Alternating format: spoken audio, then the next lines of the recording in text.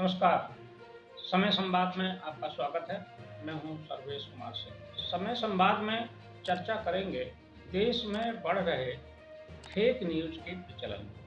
अभी तक ये माना जाता था कि फेक न्यूज़ जनरेट करने में और उसको फैलाने में सोशल मीडिया का बड़ा हाथ है।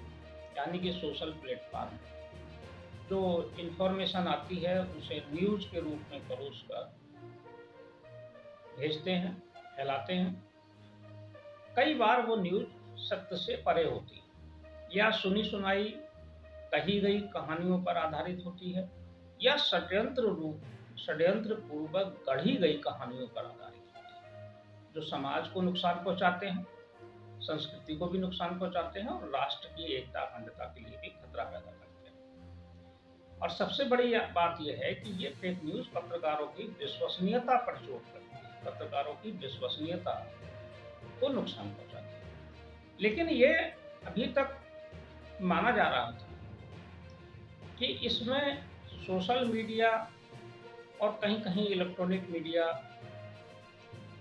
के जो तंत्र हैं, उनमें फेक न्यूज़ दिखाई देती है। लेकिन प्रिंट मीडिया इस सबसे अछूत है। प्रिंट मीडिया में एक मजबूत तंत्र होता है, एक सिस्टम होता है, उसके आधार पर न्यूज़ जारी होती है और फिर वो पब्लिश होती है।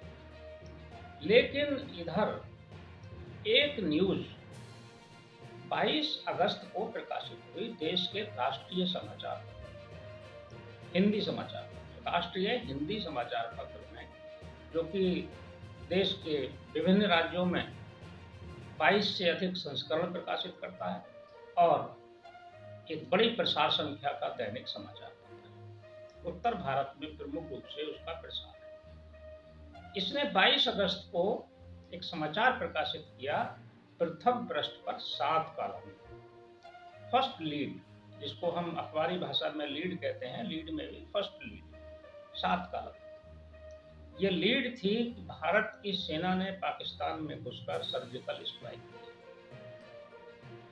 और उसके तथ्य भी दिए हैं, विवरण भी बताया है। लेकिन इस न्यूज़ के प्रकाशित होते ही 22 अगस्त को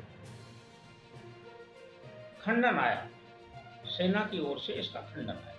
सेना ने कहा कि हमने कोई सर्जिकल स्ट्राइक पाकिस्तान के भीतर घुसकर नहीं की। अन्य समाचार पत्रों ने या दूसरे मीडिया माध्यमों ने इस समाचार पर कोई टिप्पणी नहीं की, ना तो प्रकाशित की और ना ही उस पर यह लिखा कि सर्जिकल स्ट्राइक नहीं। सेना की तरफ से बयान आया, लेकिन सरकार की तरफ से भी कोई बयान नहीं आया। माना जा रहा है कि ये फेक न्यूज़। हालांकि उक्त समाचार पत्र ने भी इस पर कोई खंडन प्रकाशित नहीं किया है। यानी कि समाचार पत्र भी इस बात पर अडिग है कि सर्जिकल स्ट्राइक हुई। अभी तक उस समाचार पत्र ने स्पष्टीकरण नहीं दिया या खंडन नहीं छापा है और सरकार ने भी समाचार पत्र से ये नहीं कहा कि आप इसका खंडन छापिए। तो कुछ तो इसके पीछे है। अब क्या है ये तो सरकार जाने, सेना जाने और वो संस्थान जाने, उनके सूत्र जाने।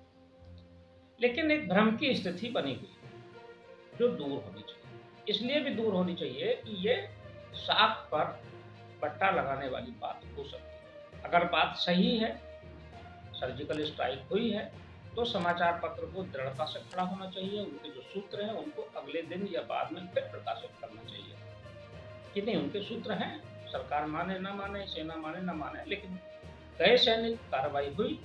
बहुत सारे ऑपरेशन ऐसे होते हैं जिनको सेना प्रचारित नहीं करना चाहेती।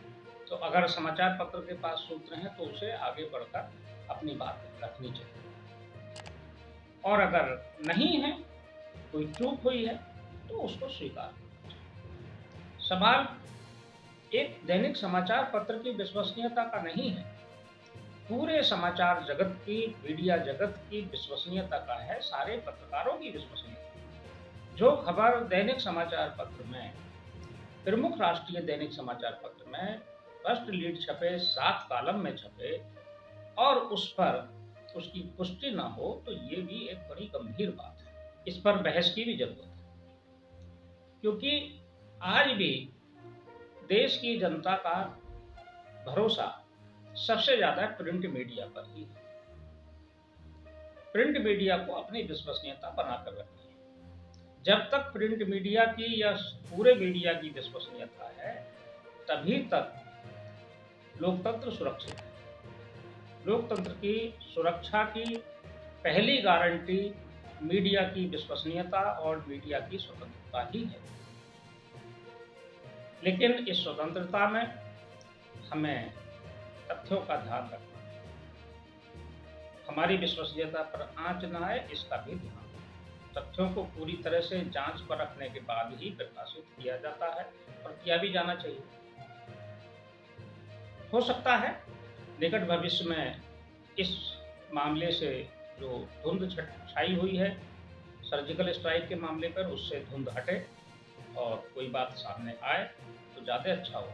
हालांकि कुछ जगह ऐसी सूचनाएं मिली हैं कि पाकिस्तान ने ये कहा है, वहाँ के जो सेना है उसके पीआरओ ने, कि भारत के कुछ सैनिकों ने हमारी सीमा में घुसकर एक किसान को मार दिया।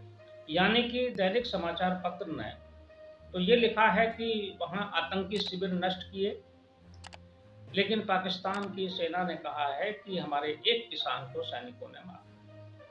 तो कुछ ना कुछ तो है, कुछ तो कार्रवाई हुई होगी। अब जो भी वजह रही हो सामने ना आने की, लेकिन जल्दी उस पर से धुंध हटनी चाहिए, स्पष्टीकरण होना चाहिए। समय संवाद में आज बस इतना ही। कल फिर मिलेंगे किसी एक खास विषय के साथ। तब तक के लिए सर्वेश कुमार सिंह आपसे विदा लेता हूँ।